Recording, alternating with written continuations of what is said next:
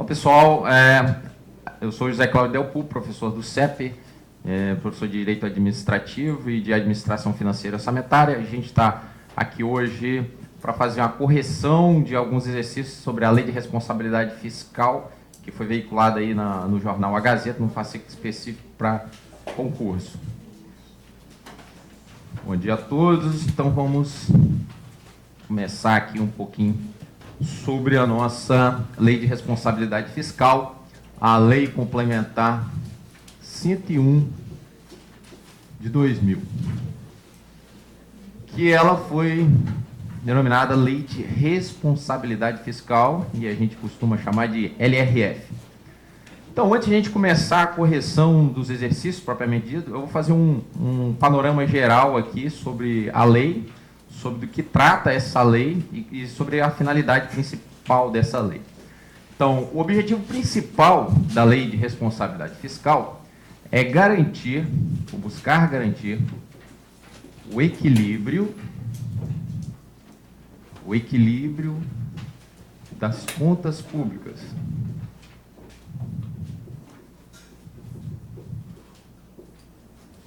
Como assim o equilíbrio das contas públicas?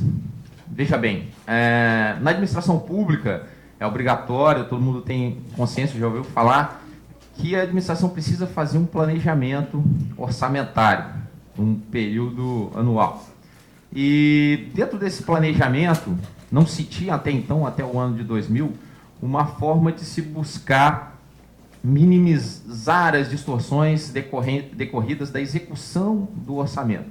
Tinha-se um planejamento a nível de orçamento do que seria feito, que está autorizado a realizar os gastos em determinado exercício financeiro. E a Lei de Responsabilidade Fiscal veio cumprir essa lacuna relacionada com a execução do orçamento. Então, o grande objetivo da Lei de Responsabilidade Fiscal é primar pelo equilíbrio da execução orçamentária e financeira, ou seja, o equilíbrio entre a arrecadação das receitas públicas e a destinação dessa arrecadação nas despesas públicas, despesas orçamentárias. Então, esse é o objetivo maior da Lei de Responsabilidade Fiscal: primar pelo equilíbrio nos gastos públicos, nas contas públicas. E para se obter esse equilíbrio, para se chegar nesse equilíbrio, a Lei de Responsabilidade Fiscal estabelece alguns parâmetros, alguns marcos principais. Então, o primeiro marco da Lei de Planejamento que busca alcançar esse equilíbrio é o marco relacionado com planejamento. Planejamento. Aí vocês podem perguntar, mas professor, planejamento já não está previsto na Constituição, quando está lá previsto que tem que se fazer o planejamento, os instrumentos de planejamento, o plano plurianual, a lei de diretrizes, a lei orçamentária? Sim, mas lá é um planejamento orçamentário. Aqui na Lei de Responsabilidade Fiscal, o planejamento está voltado para o equilíbrio da execução do orçamento. Então, tem que se haver um planejamento, só que o planejamento voltado para a execução do orçamento. Então, esse planejamento que está previsto na Constituição, essas leis orçamentárias, o plano plurianual, a lei de diretrizes orçamentárias e o orçamento anual, está lá no artigo 165 da Constituição Federal, eles são mantidos, eles devem ser respeitados e eles são utilizados pela Lei de Responsabilidade Fiscal. Só que a lei dá uma outra visão.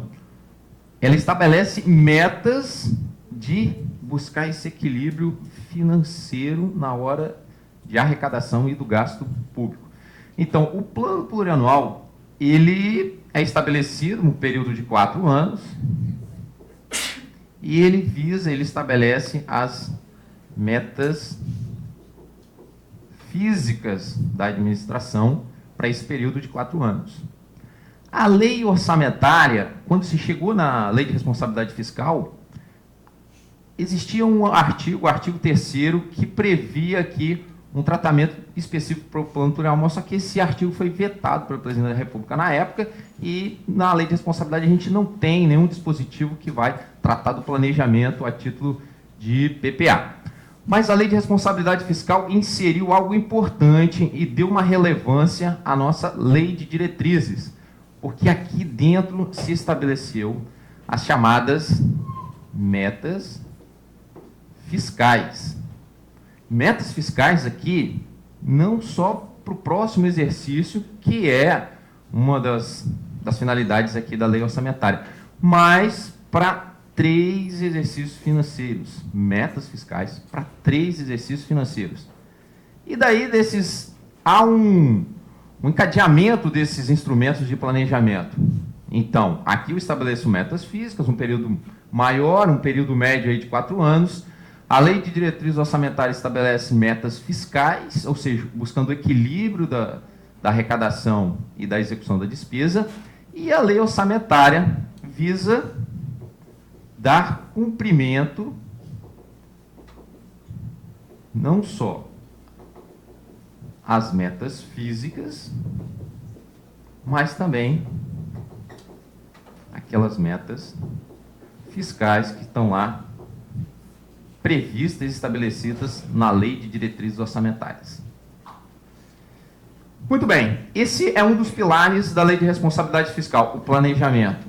Um outro pilar é a necessidade de observância e obediência a limites.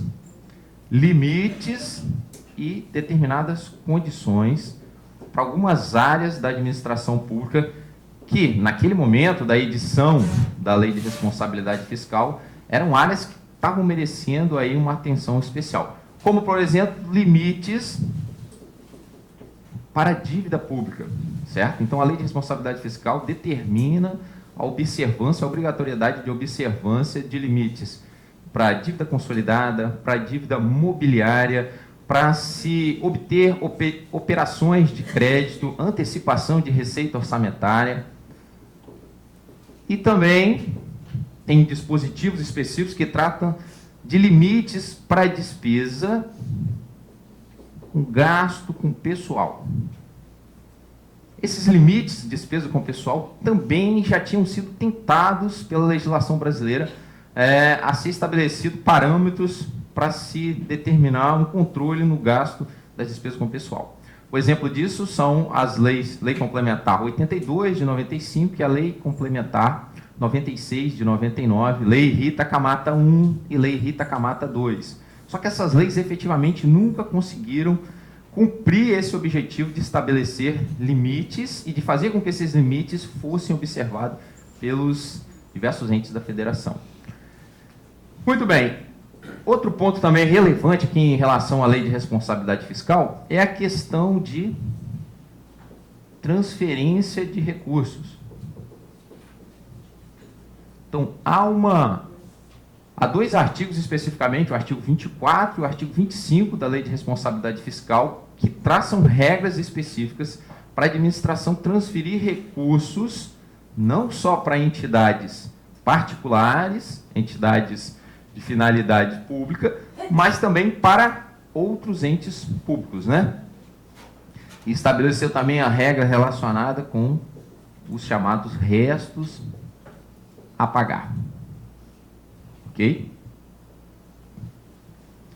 Tudo bem, a gente tem esses 2 pilares e a gente tem um outro pilar que é a questão da transparência.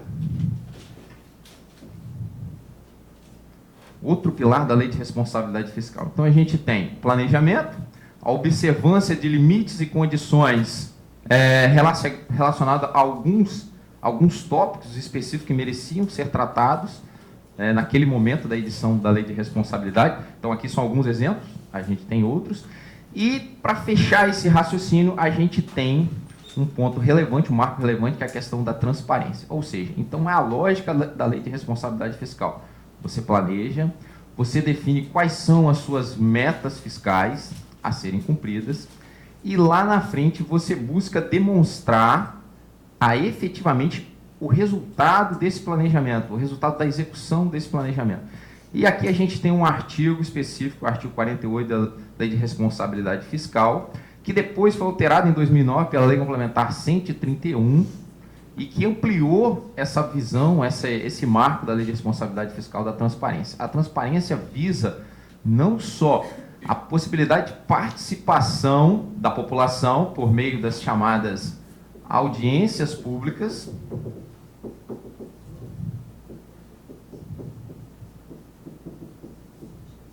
a participação não só no planejamento, na hora da elaboração desses instrumentos de planejamento, desses instrumentos que estão estabelecidos pela Constituição, mas também a possibilidade dos órgãos de controle, os mecanismos de controle e até mesmo o controle social participar e verificar a realização daquelas metas que foram estabelecidas lá nas notas metas fiscais, por meio dos relatório resumido de execução orçamentária e o chamado relatório de gestão fiscal. O relatório resumido de execução orçamentária visa observar as metas fiscais, demonstrar e fazer o controle do cumprimento das metas fiscais.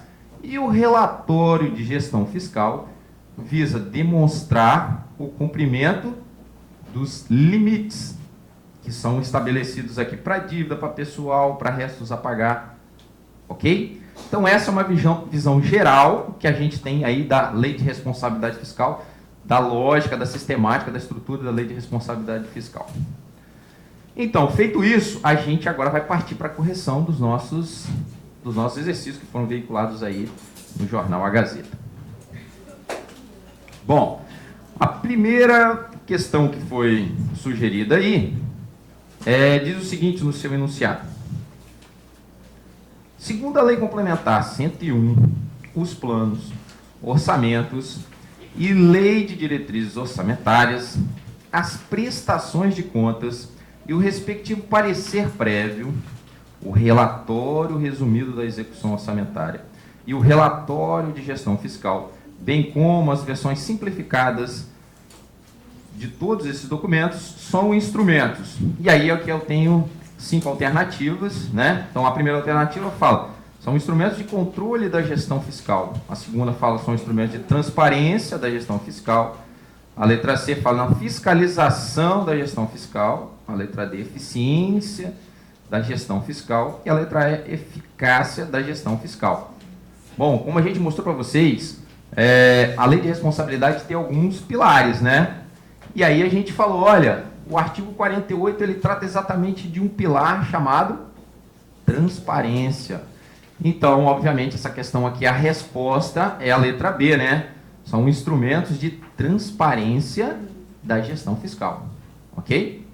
E aqui o artigo fala mais, né? Eu coloquei só alguns exemplos aqui para vocês, né? Mas vai falar também, olha, esses instrumentos aqui também, o plano plurianual, a lei de diretrizes, os orçamentos anuais, também são instrumentos de transparência, tá certo? E aí o caput do 48 vai falar, olha, a administração pública, o gestor público tem que incentivar a participação popular por meio de audiências públicas no momento da elaboração desses instrumentos, ou seja, a população poder participar da definição dessas metas físicas, das metas fiscais, ok? E depois também fala do instrumento da prestação de contas anual, respectivo parecer prévio, e aqueles relatórios que a gente viu lá, o relatório resumido e o relatório de gestão fiscal. Bom, então a gente vai partir agora para a questão número 2. Diz assim, o enunciado. Para os efeitos da Lei de Responsabilidade Fiscal, entende-se como? Aqui a gente está no artigo 2º da Lei de Responsabilidade Fiscal, que vem tratando de alguns conceitos e cria alguns conceitos que são utilizados no decorrer da Lei de Responsabilidade Fiscal. Então, a linha A fala sobre um conceito importante para a Lei de Responsabilidade Fiscal, que é o conceito da receita corrente líquida. Esse conceito, ele está diretamente associado a esse ponto, a esse marco denominado de controle dos limites. Ou seja, a lei estabelece, olha, eu tenho um limite para eu poder ter dívidas no meu patrimônio. Eu tenho um limite para a realização e aplicação de recursos com despesa com pessoal. E como se apura esse limite? Qual é o parâmetro desse limite? A lei não estabelece valores monetários para serem observados em relação a esses limites. a lei estabelece percentuais em relação à chamada receita corrente líquida. Ok? Então, para que serve? Qual é a finalidade dessa chamada receita corrente líquida? Serve para verificação dos limites que estão estabelecidos na lei de responsabilidade fiscal. Tudo bem? E aí ela vai falar assim, olha, é um percentual em relação à chamada receita corrente líquida. Então, você está falando que é a receita corrente, a gente está vendo que existe uma definição, uma especificação. Então, existem outras receitas dentro do orçamento, né? A gente começa a presumir isso, né? Isso é presumível. O que acontece? O orçamento, ele é estruturado, ele tem uma lógica, ele tem uma organização que é definida pela Lei Federal 4.320 de 1964. Dentro dessa estrutura, dentro dessa organização, desses valores que estão estabelecidos tanto para a receita quanto para a despesa, há que se ter uma organização. E a Lei 4.320, quando chega lá nos artigos 11 e 12, define lá a chamada classificação econômica da receita e a classificação econômica da despesa. Então, de acordo com a Lei 4.320, o orçamento ele é organizado em receitas correntes e receitas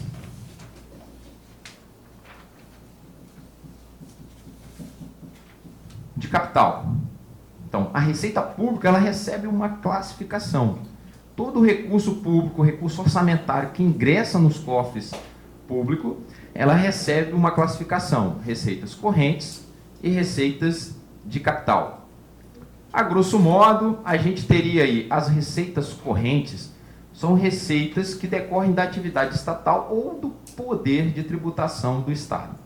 E as receitas de capital, elas decorrem do comprometimento do patrimônio, ou seja, representa uma operação de crédito, um empréstimo que é adquirido pela administração pública, pelo poder público. Então, nesse momento, eu estou comprometendo o meu patrimônio, ou então eu estou me desfazendo de algum patrimônio público. Por exemplo, eu tenho um veículo e vou vender esse veículo, eu vou obter uma receita, eu vou obter um recurso, só que eu vou entregar esse veículo para o comprador, ok?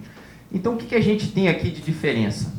A gente observa, do ponto de vista contábil, que as receitas correntes, elas têm um reflexo aqui no patrimônio. Elas fazem com que a situação líquida patrimonial, ela seja elevada. Ela acresce a situação líquida patrimonial. Ou seja, ela aumenta o meu patrimônio. Por exemplo, uma prefeitura arrecada tributo relacionado com o IPTU. As pessoas proprietárias de imóveis pagam ao município um tributo chamado IPTU. Quando o município recebe o IPTU, isso ingressa o recurso no caixa. Isso faz com que o meu patrimônio aumente, tá certo? E aí, efetivamente, eu não preciso me desfazer de nenhum patrimônio. Eu continuo com tudo que eu tenho e acrescento aquele valor no meu patrimônio. Então, isso é uma receita corrente. Agora, a receita de capital entra dinheiro no meu patrimônio, só que ela não provoca reflexo. O reflexo no meu patrimônio é nulo. Eu não tenho reflexo nenhum. Nem aumenta e nem diminui. Ele fica do mesmo tamanho. Por quê? Eu tinha um veículo lá no meu patrimônio. Eu vendo aquele veículo. Simplesmente eu estou trocando um bem, que é o veículo, por dinheiro, por disponibilidade financeira. Então, essas receitas de capital, elas, via de regra, não provocam alterações no patrimônio. Então, a Lei de Responsabilidade Fiscal, ela elegeu, para servir como parâmetro para os limites estabelecidos lá nos marcos da Lei de Responsabilidade Fiscal, apenas as receitas correntes. Ou seja, descartou aqui as receitas de capital. Então, sob esse ponto de vista, a gente viu, olha, o que é receitas correntes? São aquelas que vão elevar a minha disponibilidade financeira, o meu patrimônio. Mas só que a Lei de Responsabilidade fala assim, ó, são receitas correntes líquidas. Então, não é só eu pegar as receitas correntes e verificar num determinado período quanto que foi arrecadado dessas chamadas receitas correntes, essas receitas chamadas receitas efetivas também. eu tenho ainda que fazer algumas deduções. Eu preciso chegar exatamente no valor que efetivamente vai ficar nos cofres da administração pública, eu vou poder contar com ele. Então, a lei ainda fala o seguinte, olha, eu pego toda a arrecadação relacionada com a receita corrente e faço algumas deduções. Ou seja, por exemplo, a chamada repartição da receita tributária, que está prevista lá no artigo 157 a 159 da Constituição Federal, que diz o seguinte, ó, toda arrecadação de impostos deve ser repartida com os demais entes da federação. Então, a título de exemplo, por exemplo, um Estado, ele tem a prerrogativa de arrecadar, por exemplo, ICMS. Então, vamos supor que num determinado período, um Estado tenha arrecadado, um Estado membro da federação tenha arrecadado R$100 aí a título de ICMS. Só que a Constituição fala, olha, desses R$100, o Estado é obrigado a repartir parte desse recurso, ou seja, 25%, eu tenho que destinar obrigatoriamente para os municípios que compõem aquele Estado da federação. E aí a gente verifica o seguinte, então, o valor que vai ficar disponível para um Estado membro não é aqueles R$100 que ele arrecadou a título de ICMS, mas, tirando depois aquela transferência obrigatória, vai sobrar para o Estado, de forma líquida, o valor de R$ 75.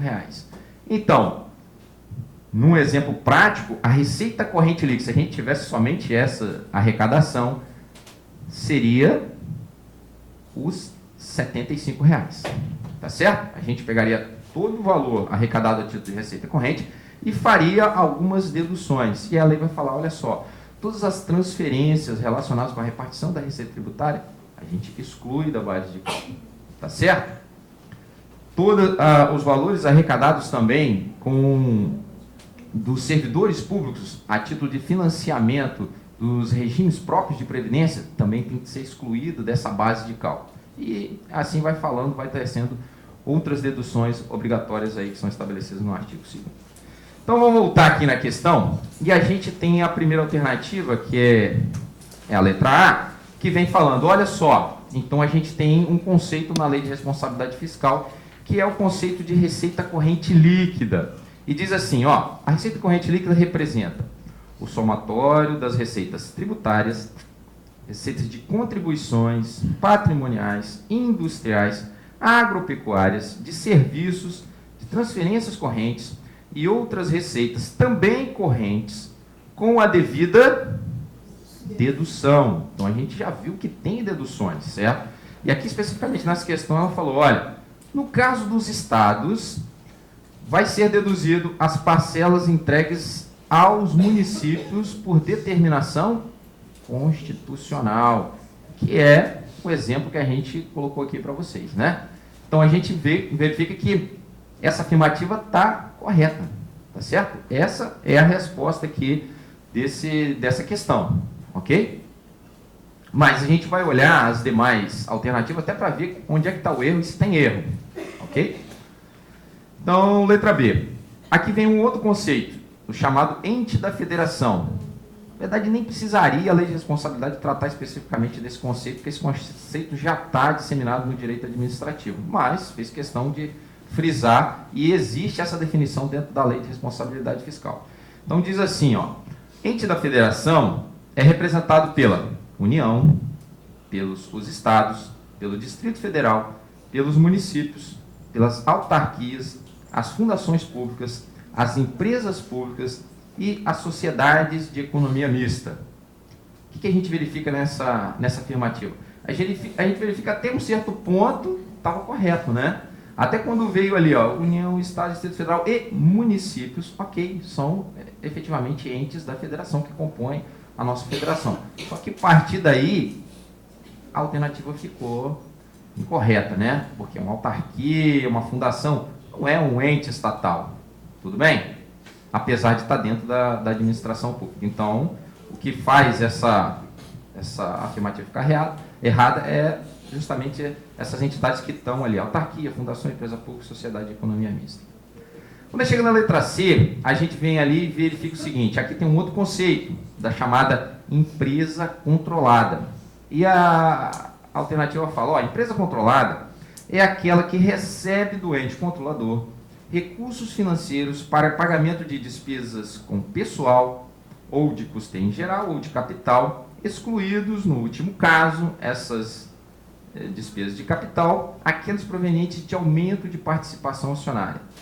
E quando chega na linha D, na letra D, fala assim, ó, empresa estatal dependente, é um outro conceito, uma sociedade cuja maioria do capital social com direito a voto pertence direta ou indiretamente a um ente da federação.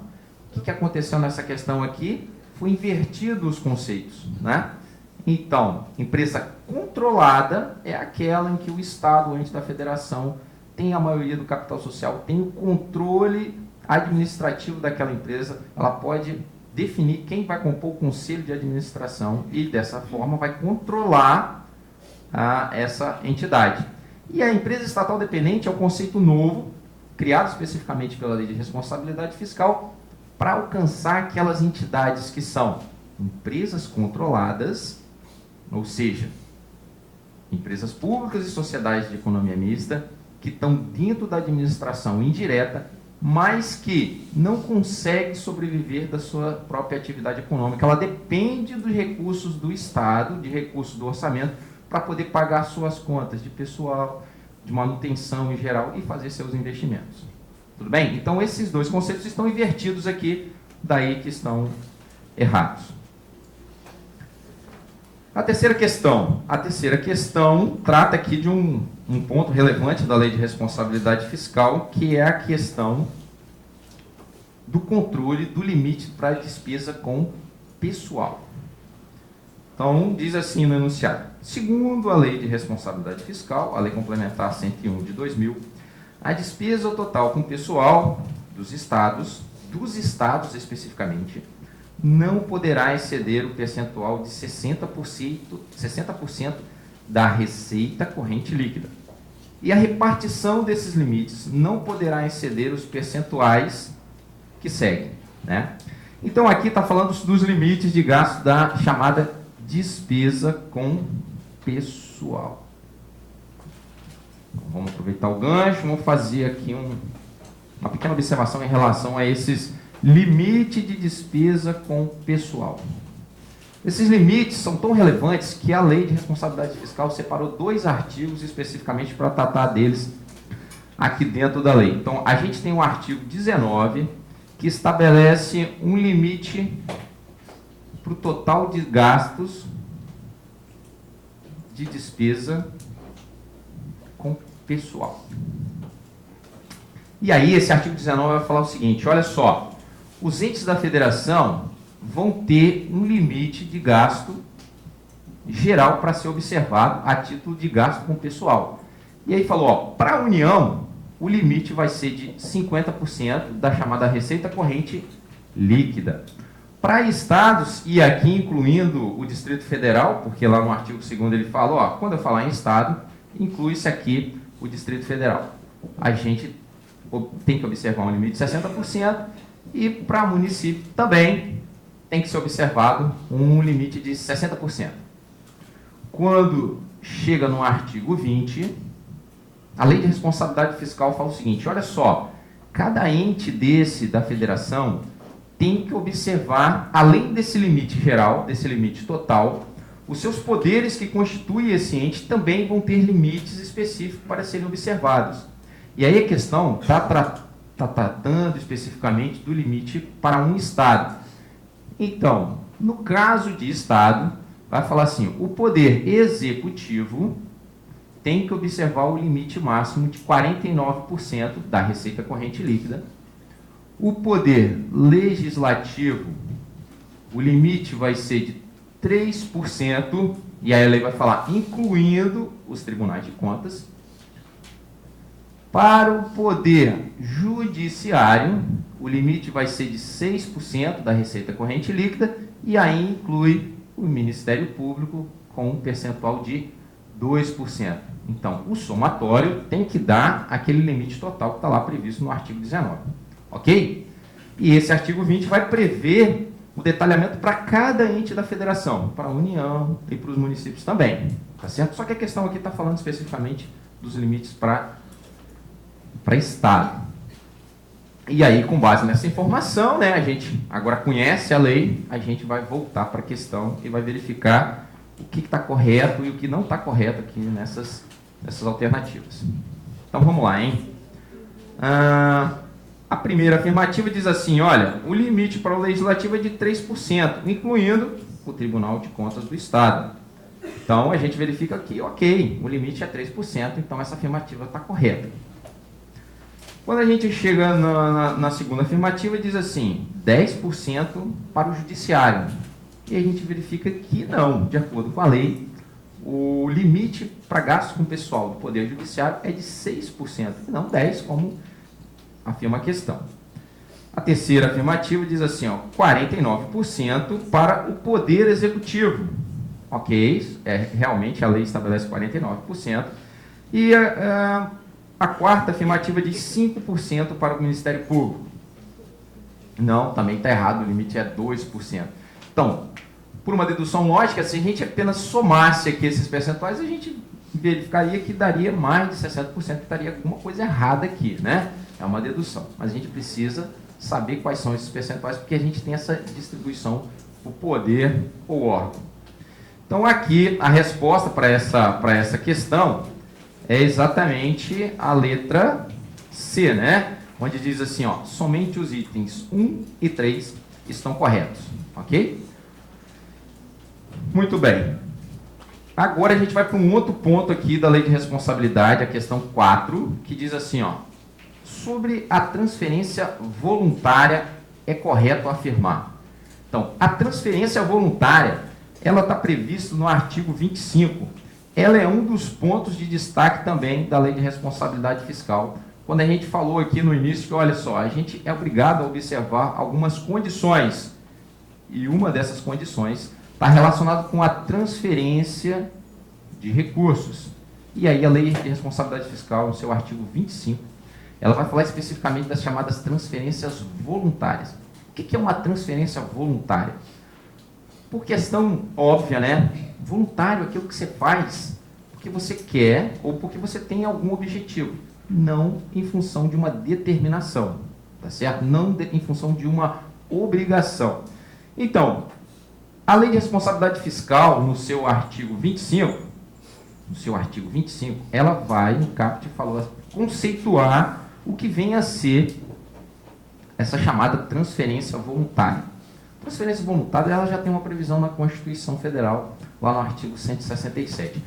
Mas a Lei de Responsabilidade Fiscal, ela vem e conceitua aqui, para não ter nenhuma sombra de dúvida, o que caracteriza a chamada transferência voluntária. E aí, na conceituação, no artigo 25, caput do 25, vai falar assim, olha, toda vez que eu tiver algum ente da federação, ou seja, União, Estado, município, e que esse ente estiver transferindo recursos financeiros para um outro ente, tá certo? Eu estou aí próximo de uma chamada transferência voluntária. Mas para caracterizar essa figura do voluntário, ela ainda tem que observar o seguinte, ela não pode decorrer essa transferência de recursos, não pode decorrer de determinação constitucional, muito menos de determinação legal, ou ainda não pode se referir à transferência de recursos destinados ao SUS, ao Sistema Único de Saúde. Então, esses são alguns requisitos básicos para se caracterizar a chamada transferência voluntária. Então, no caput do 25 se conceitua, o que vem a ser uma transferência voluntária. E aí, nos incisos, se estabelece algumas exigências para que os entes interessados possam vir a ser beneficiários dessas chamadas transferências voluntárias. As transferências voluntárias, via de regra, são caracterizadas, são formalizadas pelos chamados convênios, ok? Entre as administrações públicas. Então, voltando aqui na questão número 4, a gente verifica aqui, ó, sobre a transferência voluntária, afirmar que, letra A, um Estado-membro poderá ser beneficiado de transferência voluntária da União decorrente de convênio para custear serviços de saúde do Sistema Único de Saúde. Então a gente verifica, olha, no CAPT do 25, ele já estabeleceu, ó, para ser caracterizado voluntário, não pode decorrer de recursos destinados ao Sistema Único de Saúde. Então essa questão já está errada. Letra B. A transferência de 50% da receita de que o Estado-membro repassa aos municípios proveniente de imposto sobre propriedade de veículos automotores, o famoso IPVA, é elencado na Lei de Responsabilidade como transferência voluntária. Veja bem, a gente falou que no artigo 25 CAPT ele fala, para ser voluntário não pode decorrer de determinação constitucional. E a repartição da receita tributária está na Constituição, no artigo 158, inciso 3º, especificamente vai estar o comando que fala, olha, 50% do que o Estado arrecadar a título de IPVA, ele tem que repartir com quem? Com os municípios que compõem aquele Estado, tá certo? Então, uma transferência que decorre de determinação constitucional não pode caracterizar, não caracteriza uma transferência voluntária, e aí está errada também essa afirmativa. Letra C. Se o município mantém convênio com o Estado-membro para receber transferência voluntária a título de cooperação, é necessário que comprove estar ultrapassando os limites das dívidas consolidada e imobiliária. É uma questão lógica também, né? A Lei de Responsabilidade Fiscal estabeleceu, olha, é obrigatória a observância de alguns limites, e dentre eles, limites com dívida.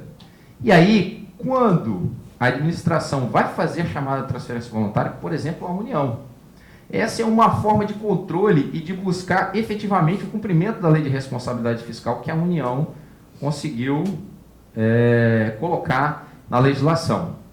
Ou seja, para poder receber recursos de transferência voluntária, é necessário que quem está sendo beneficiado comprove, um dos requisitos, comprove que está cumprindo os limites que estão estabelecidos na própria Lei de Responsabilidade Fiscal. É uma questão de lógica, né? Então, aqui a alternativa fala assim, ó, é necessário que comprove que está ultrapassando os limites. Ou seja, não está observando os limites da Lei de Responsabilidade. Então, também está equivocado. E a alternativa D. O ente beneficiário, com transferência voluntária, tem que comprovar, dentre outros requisitos, que se acha em dia com os pagamentos dos tributos, empréstimos e financiamentos devidos ao ente transferidor.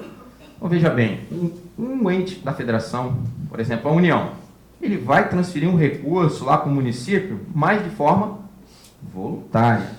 Imagina que eu já tenha feito isso em algum momento anterior e que o município não tenha prestado contas. Imagina que o município não esteja recolhendo a contribuição patronal para a Seguridade Social, para o INSS, lá dos seus servidores comissionados. Está devendo à União, a União colocou lá na Lei de Responsabilidade, ó, se ele está devendo, ele não vai poder receber esses recursos. Tá certo? Então, essa afirmativa está correta, né? Está lá no inciso 4º da linha A do artigo 25. E a última alternativa diz assim, a única possibilidade de aplicação da receita proveniente de transferência voluntária em finalidade diversa da pactuada é para o pagamento de despesa com pessoal ativo, inativo e pensionista do ente beneficiário. Então, olha só, tem dois erros aqui nessa afirmativa. Primeiro, existe um parágrafo que fala assim, ó, em hipótese alguma, poderá ter uma utilização diversa dos recursos recebidos a título de transferência voluntária. E o segundo erro é para pagamento de despesa com pessoal ativo, inativo e pensionista. Essa é uma vedação, tem uma vedação expressa no artigo 167, inciso 10 da Constituição Federal. Então, está completamente equivocada. A resposta aqui dessa questão é a letra D. A questão 5 vai falar aqui, ó, a Lei de Responsabilidade Fiscal, número 101 de 2000, dispõe que a responsabilidade da gestão fiscal pressupõe, letra A, uma ação planejada e transparente. Planejamento e a nossa transparência, que previne riscos e corrige desvios capazes de afetar o equilíbrio das contas públicas. É um ponto também que a gente destacou aqui no início, né? Então, essa afirmativa está correta, ela está lá prevista no parágrafo 1º do artigo 1º da Lei de Responsabilidade Fiscal. A letra B diz assim, ó, os mecanismos para controle das finanças públicas apenas em anos de eleição para presidente da República. Essa afirmativa está errada, porque a Lei de Responsabilidade Fiscal, ela prima pelo equilíbrio das contas públicas de forma permanente, de forma constante, a qualquer ano, tá certo? E não é só para o presidente da República que vale a Lei de Responsabilidade Fiscal, vale para todos os entes da federação, tá certo? Então, essa afirmativa está errada. A letra D diz limites para as despesas públicas, mas sem estabelecer normas específicas para gastos com pessoal.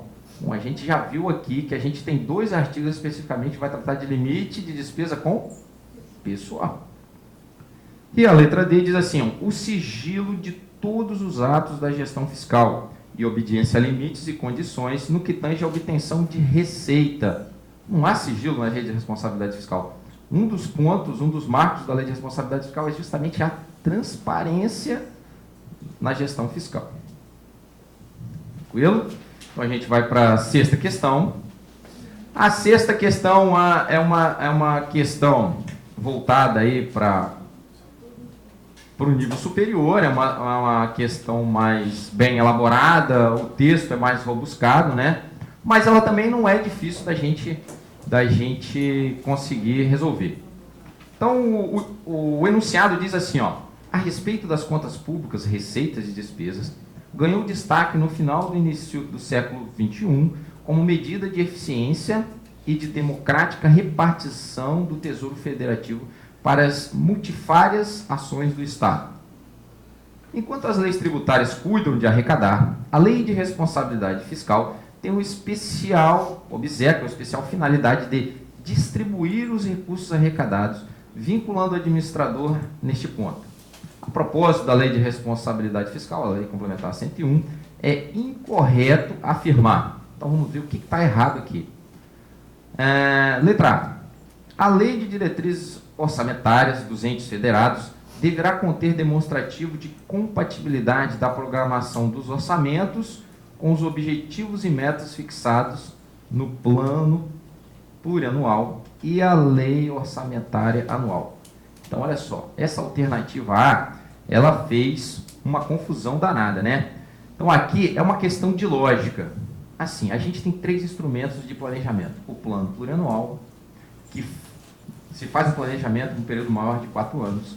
Com base nesse plano plurianual, se elabora a lei de diretrizes orçamentárias, onde aqui vão estar estabelecidas as metas e prioridades para o próximo exercício financeiro. Isso é um comando constitucional.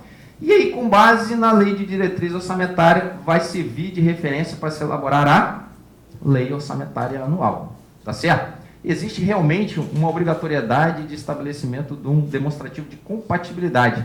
Mas o demonstrativo de compatibilidade, ele tem que demonstrar a compatibilidade da lei orçamentária com as metas fiscais que são estabelecidas na lei de diretriz orçamentária. Então, essa é a alternativa que está errada aqui nessa questão. Só para a gente eliminar, a letra B diz o seguinte: a lei de diretriz orçamentária conterá o chamado anexo de riscos fiscais. É verdade. Essas metas fiscais que estão aqui dentro da lei de diretrizes, ele vai conter aqui o chamado anexo de metas fiscais e o chamado anexo de riscos fiscais. Ou seja, para manter o equilíbrio das contas públicas, eu tenho que ter uma meta, um esforço fiscal para se obter um resultado positivo na hora da arrecadação e do gasto, tá certo? Até para conseguir manter o equilíbrio. E o anexo de riscos fiscais é o seguinte: isso é um planejamento, isso é uma meta, isso é um objetivo a ser perseguido. Só que durante a execução pode acontecer situações que fujam da normalidade. Então, aqui a gente teria um plano alternativo. Falando, ó, se acontecer algo que não estava dentro do previsto, qual vai ser a alternativa? A alternativa está aqui dentro desse chamado anexo de riscos fiscais, os riscos dessas metas não serem alcançadas. Então, diz, essa alternativa está correta, fala sobre o anexo de riscos fiscais e fala exatamente como está no parágrafo 3º do artigo 4º da Lei de Responsabilidade Fiscal. A letra C fala, deve integrar o projeto de lei de diretriz orçamentária o nosso anexo de metas fiscais, em que serão estabelecidas metas anuais em valores correntes e constantes relativos a receitas, despesas, resultado nominal e primário e o montante da dívida pública para o exercício a que se referirem e para os dois seguintes, que é o que a gente falou, olha, é um planejamento voltado para 3 anos, o exercício a que se referir mais os dois seguintes. Então também está correto. E a letra D diz, o projeto de lei orçamentária anual deve conter a chamada reserva de contingência, cuja forma e montante definido com base na receita corrente líquida serão estabelecidos na lei de diretrizes orçamentárias. Ok, também está correto. Está falando, olha só, aqui dentro da lei orçamentária eu vou ter uma chamada reserva para cobrir algumas situações imprevistas que possam vir a ocorrer, tá certo? O inciso 3º fala isso. Que dentro da lei de diretrizes eu vou definir qual percentual em relação à receita corrente líquida que vai compor o valor dessa reserva, só que essa reserva vai ficar aqui dentro, ó, dentro da lei orçamentária anual. Muito bem, a questão 7, né, já estamos caminhando aí para o final. A questão 7 diz assim, ó, as disposições da Lei de Responsabilidade Fiscal se aplicam à União, aos Estados, ao Distrito Federal e aos municípios. Nas referências a esses entes da Federação, União, Estado, Distrito Federal e municípios, de acordo com a lei, estão compreendidos apenas. Então, essa afirmativa está no artigo 1º, no parágrafo 3º da Lei de Responsabilidade Fiscal. E aí vai falar assim, olha, vai compreender apenas a letra A, apenas o Poder Executivo, nele abrangido todos os órgãos da administração direta e indireta. Será que é só o Poder Executivo? Não, né? Quando a gente viu lá nos limites da despesa com o pessoal, a gente verificou, olha, tem limite de Poder Legislativo, para o Poder Judiciário, para o Ministério Público. Então, não é só o Poder Executivo. Então, não é essa afirmativa está errada. A letra B, o Poder Executivo e o Poder Legislativo, nesse abrangido dos Tribunais de Contas. Também está faltando alguma coisa aqui, né? E a letra C vai falar, ó, vai se aplicar ao Poder Executivo, ao Poder Legislativo, neste abrangido dos Tribunais de Contas, o Poder Judiciário, o Ministério Público e ainda as respectivas administrações diretas, os fundos, as autarquias, fundações e empresas estatais dependentes. Ok, essa afirmativa está correta, está exatamente de acordo com o artigo 1º, parágrafo 3º da Lei de Responsabilidade Fiscal. E agora a gente vai finalizando, caminhando para a última questão, que é a questão 8, que diz o seguinte no seu enunciado. Segundo a lei Complementar 101 de 2000, Lei de Responsabilidade Fiscal, é correto afirmar. Então, letra A. Como é vedado consignar na lei orçamentária crédito com finalidade imprecisa, realmente existe essa vedação na Lei de Responsabilidade Fiscal, está no parágrafo 4º do artigo 5º, essa peça orçamentária não poderá conter a chamada reserva de contingência. Reserva de contingência. A gente falou que a reserva de contingência é uma obrigação, eu tenho que ter essa reserva de contingência. Para quê? Para eu verificar, olha só, se acontecer algum daqueles eventos imprevistos lá que possa afetar minhas metas fiscais, o que eu vou usar? A chamada reserva de contingência que está aqui dentro da nossa lei orçamentária. Então, essa afirmativa está errada. Letra B. Empresa estatal dependente é sociedade cuja maioria do capital social com direito a voto pertença, direta ou indiretamente, a um ente público. Está errado, né? Aqui é a definição de empresa controlada, tá certo? E não de despesa estatal dependente. Dependente é aquela que depende do ente para poder pagar suas despesas com o pessoal, manutenção e seus investimentos. Letra C. A despesa total com o pessoal da União não poderá exceder a 60% de sua receita líquida corrente. E nos estados e municípios, a 50% de suas receitas líquidas. Também está errado, está invertido os percentuais, né? A União é 50%, estados e municípios, o percentual é de 60%. E a letra D diz assim, ó, o resultado do Banco Central do Brasil, apurado após a constituição ou reversão das reservas, se positivo, não constitui receita do Tesouro Nacional. E a direção daquela autarquia tem autonomia para aplicar esses recursos no mercado internacional de títulos.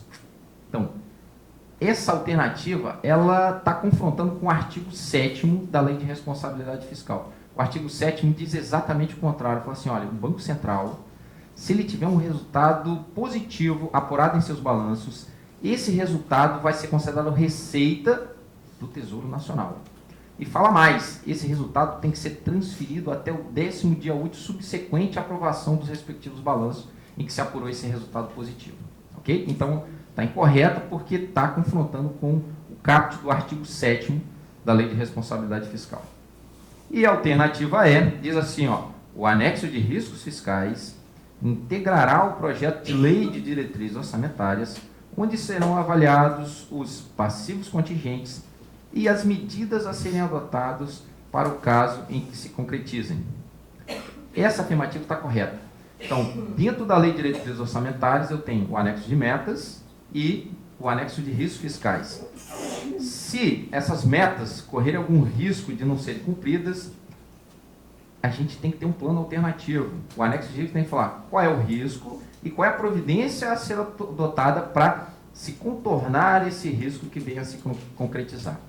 Ok? Então, a resposta aqui, a alternativa está correta. Ok, pessoal? Então, com isso a gente encerra essa pequena aula de correção de exercício aí, propostos no fascículo da Rede Gazeta, né? Do jornal A Gazeta. Muito obrigado.